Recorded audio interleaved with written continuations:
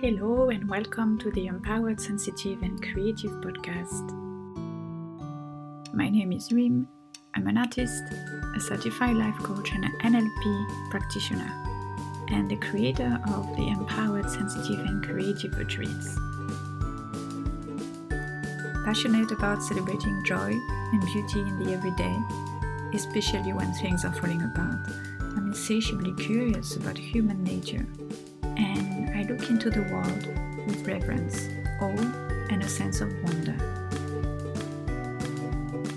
Tune in for stories exploring healing through creativity, art, embracing sensitivity, and navigating the subconscious mind. I'll talk about the struggles that highly sensitive and creative people face, and share my experiences, insights, and favorite tools along the way.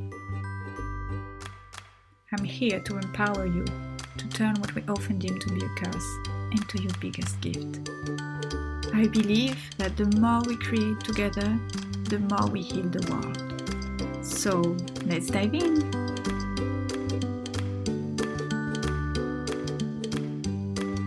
Hello and welcome to another episode of the Empowered, Sensitive and Creative podcast. I'm so happy and grateful for you tuning in.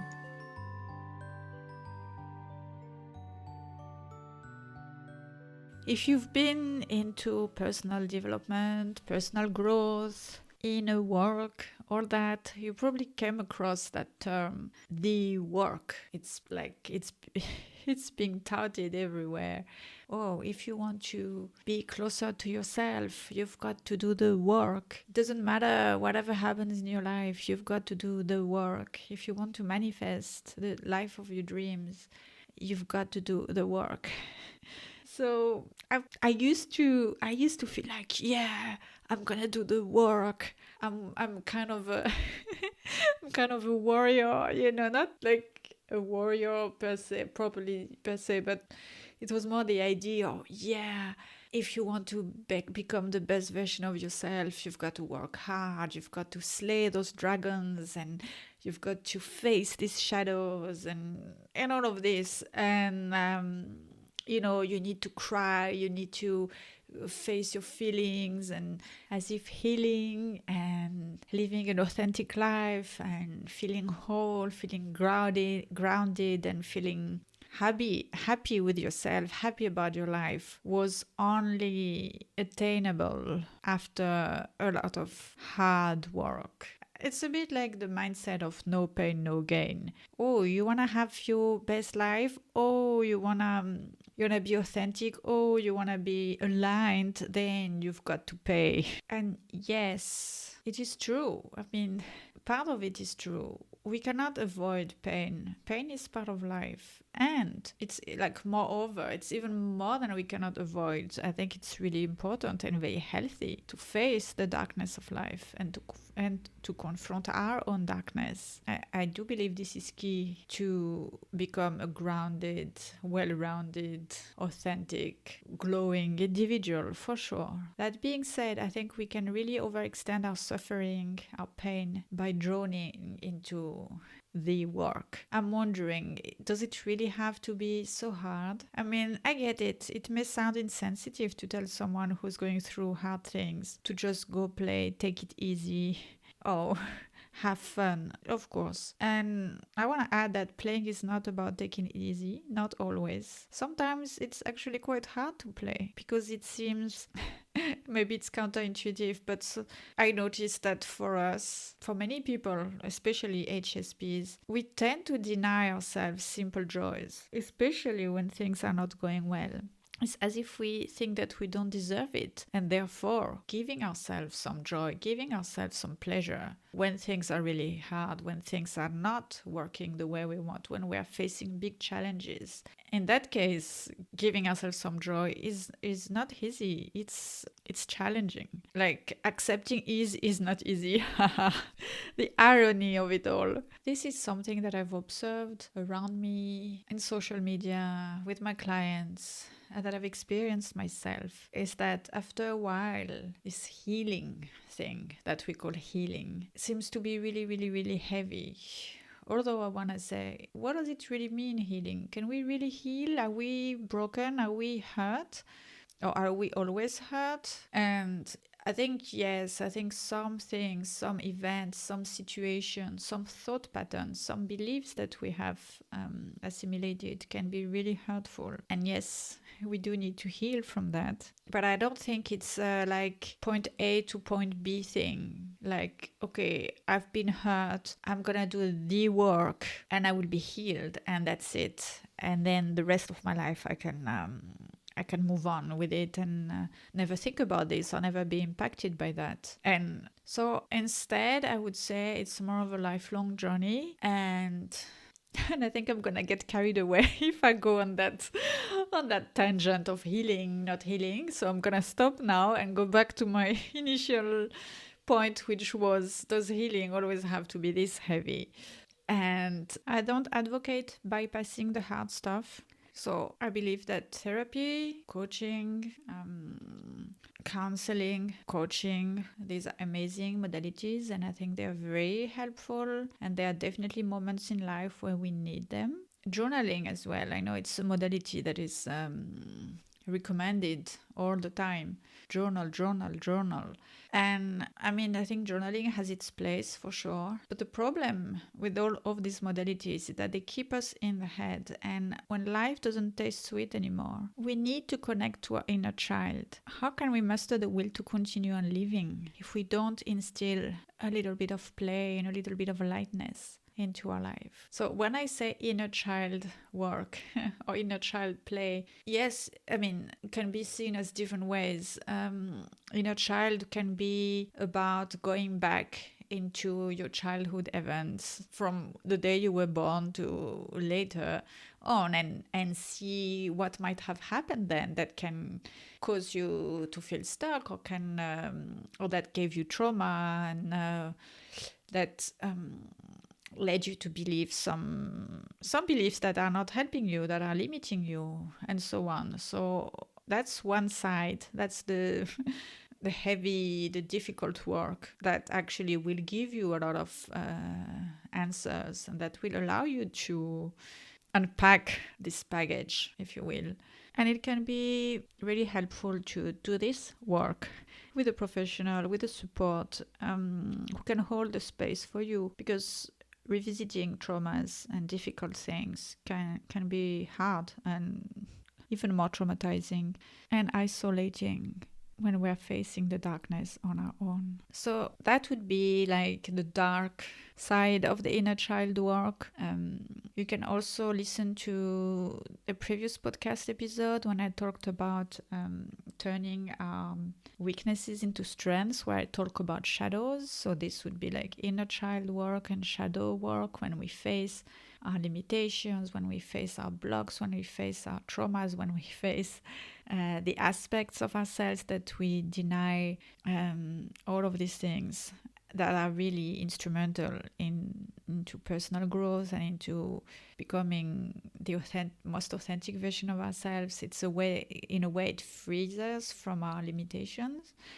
This is one side, one aspect, and then there is the light inner child work. And by light, I mean luminous, joyful. I'm thinking about the soft warmth of a sun ray. I'm thinking about the smile of a child, a giggle of a child that makes you forget everything in the moment.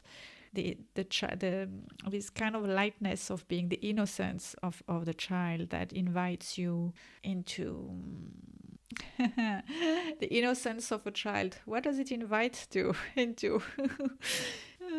Savoring the present moment, really. Forgetting about the rest right now. And you know what? We all have this little child within. We were all children once, right? We all had those innocent moments, even for those of us who had who were deprived of a happy childhood. naturally, when we were born, we had this instinct of innocence and this instinct of being in the present moment. And, well, with life and growing up and education and conditioning and all of that, we learn to bury that spirit, that innocent spirit. We learn to take things seriously. We learn to be professional. We learn to be a grown up. Honestly, I hate this phrase, grown up. It's one of the most damaging words, I think, that we can say to ourselves. Oh, I have to be a grown up. No, thank you. What does it mean anyway? And then we end up associating inner child or play or lightness of being innocence as being childish. And, well, is that really such a bad thing to be childish? Is a child such a bad thing? Like, why? Is it worse to be a child than being a grown-up, than being an adult? I wonder. And actually, this is a shadow, denying in ourselves the child, our childish aspect, if you will. This is a shadow. So I'm gonna share a little story. Okay, so back in 2013, as it happens, it was my Saturn return. I didn't know about that then, but now in hindsight, it makes sense.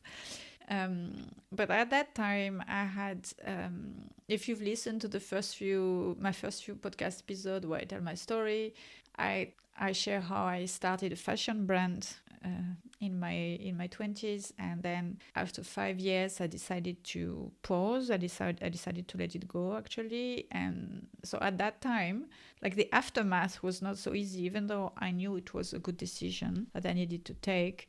I felt a kind of emptiness after that. I thought, okay, so I let go of my baby, of my creation, my brand. Now what's next? And I had found a job as a fashion designer in Paris, and initially I was happy, but of course there were a lot of red flags. And it was a horrible job, toxic job, and it just only lasted 3 months, but it felt like forever.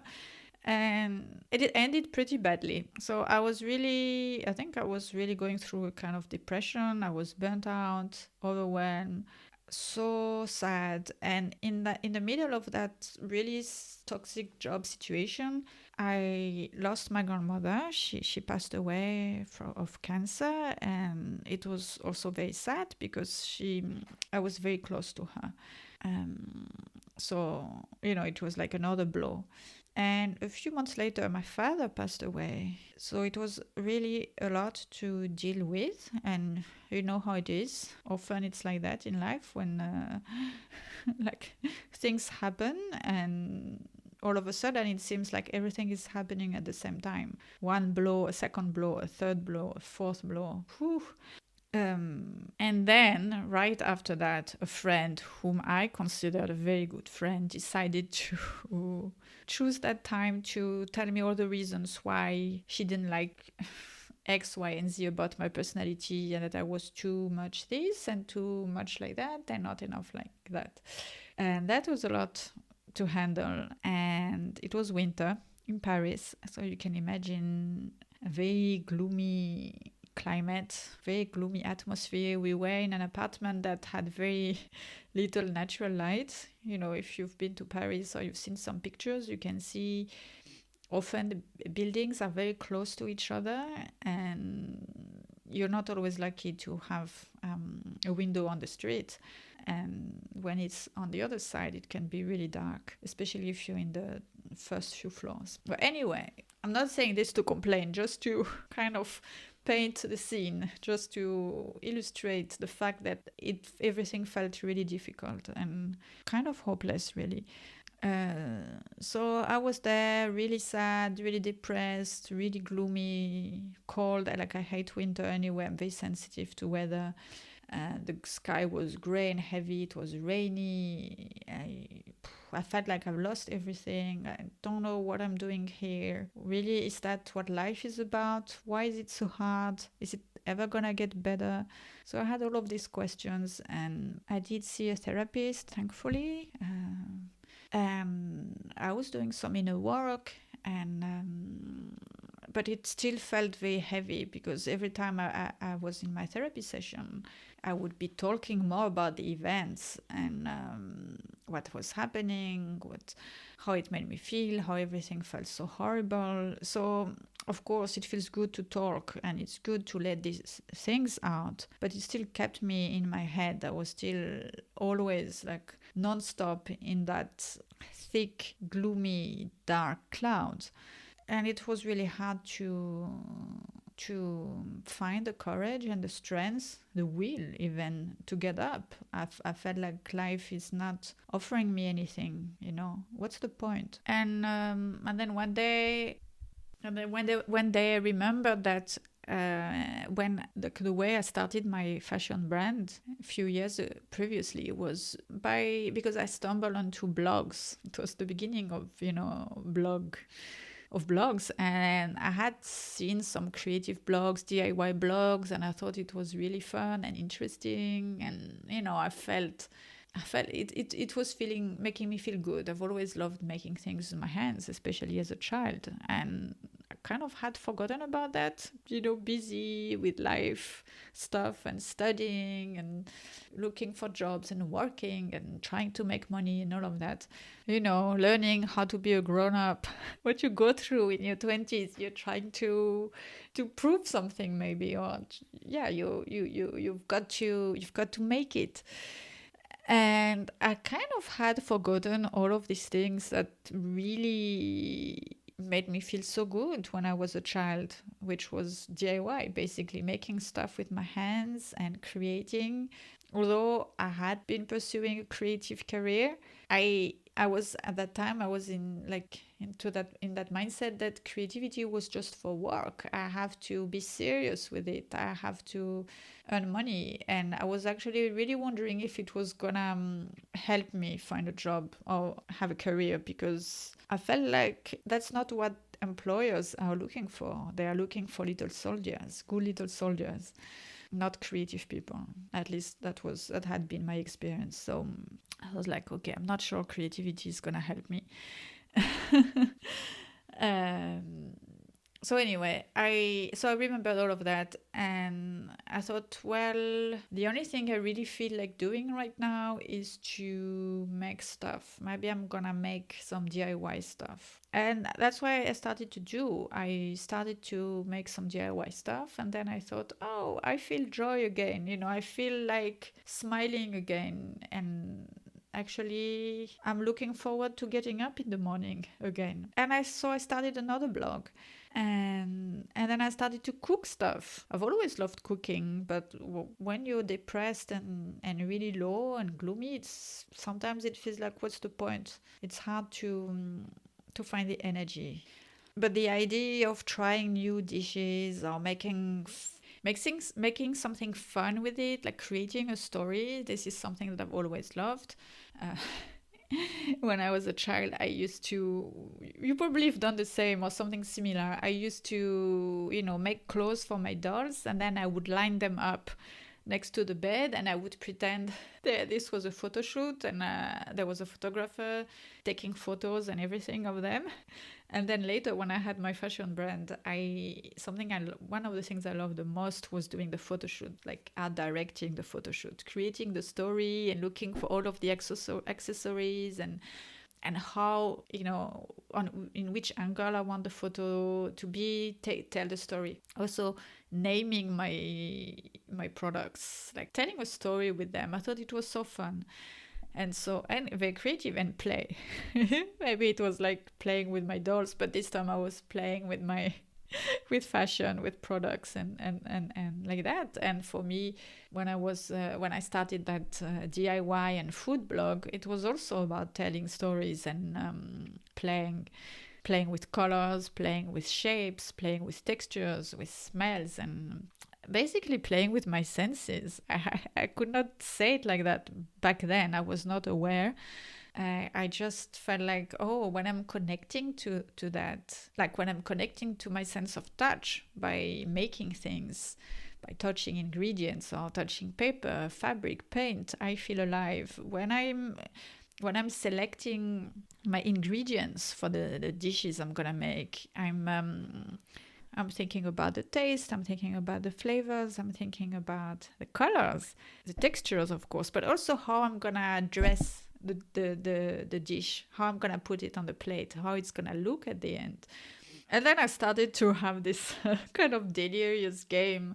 Oh, let's make a polka dot picnic for Easter. I was obsessed with polka dot. I think I still am really, but it was about like, so I made polka dot blanket, picnic blanket. Then I created a series of treats, of dishes on the theme polka dots. Like it was like pink and black polka dots. So I used, I thought, okay, how can I use the ingredients to have this effect? So maybe blueberries. It was a pink cake, so a strawberry cake with blueberry. The blueberry would make the polka dot, and I could do a beetroot souffle with some black olives on top, so that we pink with the black polka dots. And then I had my dress, a dress I had designed and made, which was on that theme. And then I created some bunny ears in tulle, with also this notion of black polka dots and all of that. And then I had fun on creating a photo shoot. So this is just one example, but I was doing a lot of stuff like that. The theme of flowers or lemon or whatever, really. And it was so fun. And as months went by, I felt alive again. I felt like, yes, life is worth it. I want to keep on living, because honestly, when I was feeling so dark and so low, I was really wondering if it was worth it. So so that's what I mean, connecting to my senses, connecting to what gave me joy, connecting to my inner child, playing. It's true, I was lucky that I had those few months where I didn't have to work. I was on with a French insurance system. I was on sick leave because of the burnout from that work. So I had a few months where I knew I could just take it just for myself. It was kind of a retreat, really, already. And I really felt like I'm alive again. I know who I am again. And that was not the therapy. The therapy helped, but really what made me want to keep on going was the play, this playtime, this experimentation, this feast of colors, of senses, of creativity, really. And not doing this because I need to earn money from it. So that was really self-care.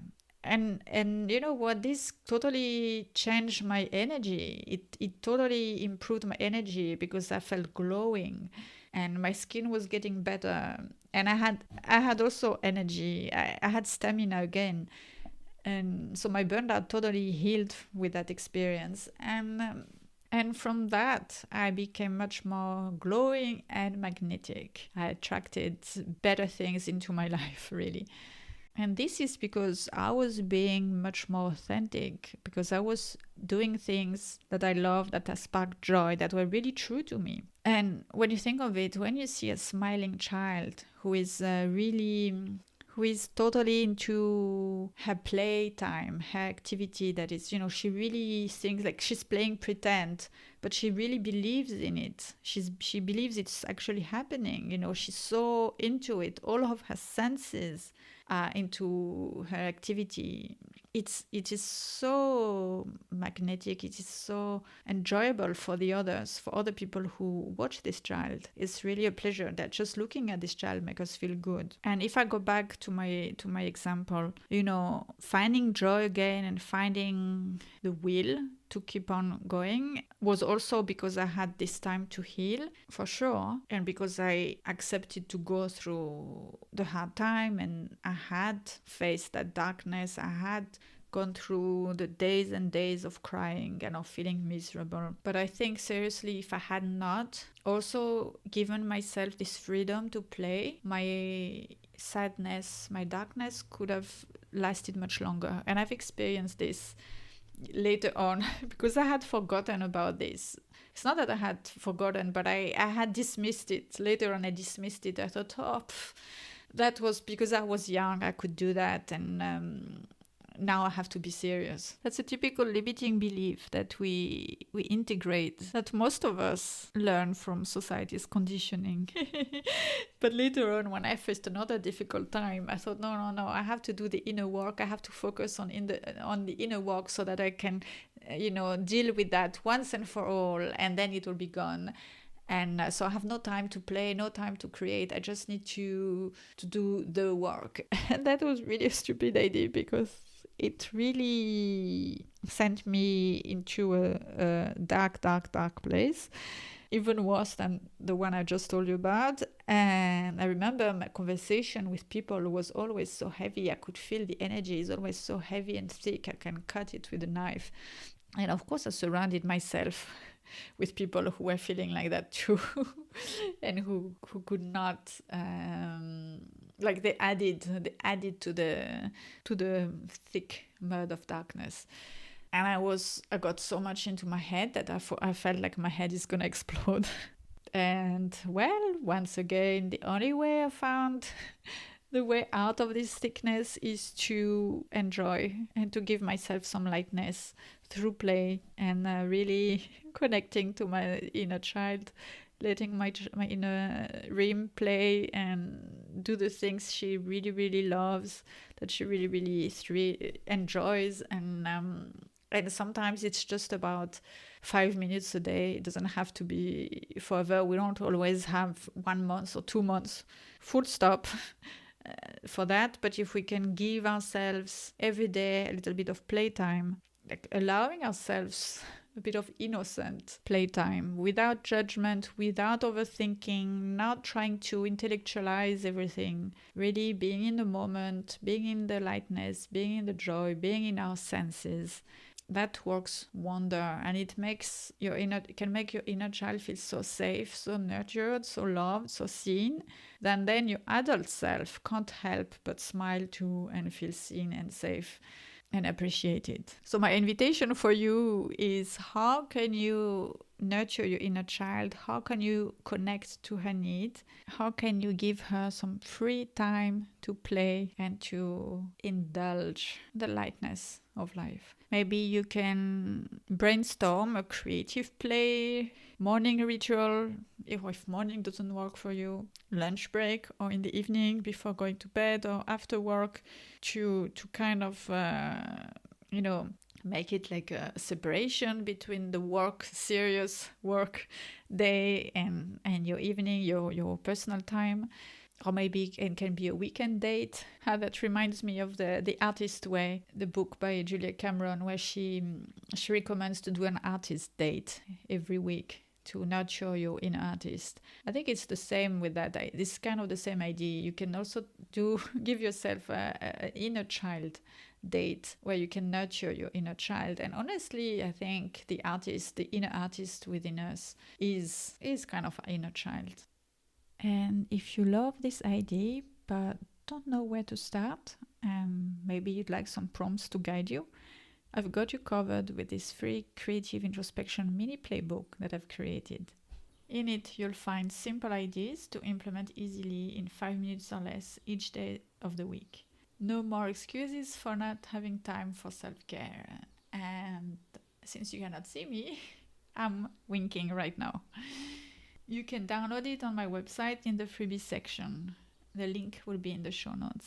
And if you'd love to give yourself a break, like a break away from all of this noise, from all of the hustle bustle of modern life, of all of these responsibilities and expectations of other people that really can be heavy, or if you're also going through big life transition or loss or job transition, and you would love some space and time to nurture your inner child, I'd love to invite you to consider joining the Empowered, Sensitive and Creative Retreat, which will be in this June, in Provence, in the south of France, which is in itself a magical place, with very healing vibes. And during those 6 days, we will really, really, really nurture your inner child.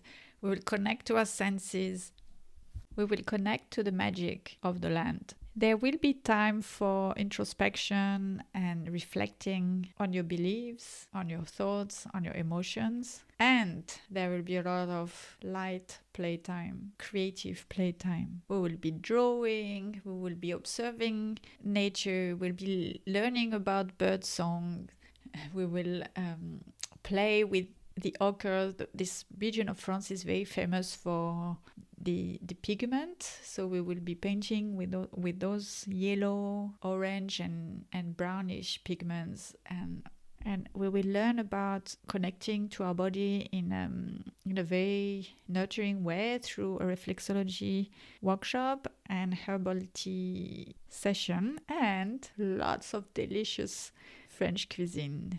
If that sounds like something you'd love to be a part of, you can learn more on my website at rimcreativenergy.com. I will put the link in the show notes. That's it for today. I hope you enjoyed this episode and see you next week. Bye-bye. Thank you for tuning in. I hope you enjoyed this episode, and if it has inspired you, please share it around you. Also, if you feel called to it, please subscribe to the podcast and leave me a review. It really helps to spread the word out. All your questions are welcome. You can send them to me on Instagram at rim.creativenergy.com or email me via my website rimcreativenergy.com, and don't worry, I'll share in the show notes exactly where to find me. Until next time, sending you loving creative energy.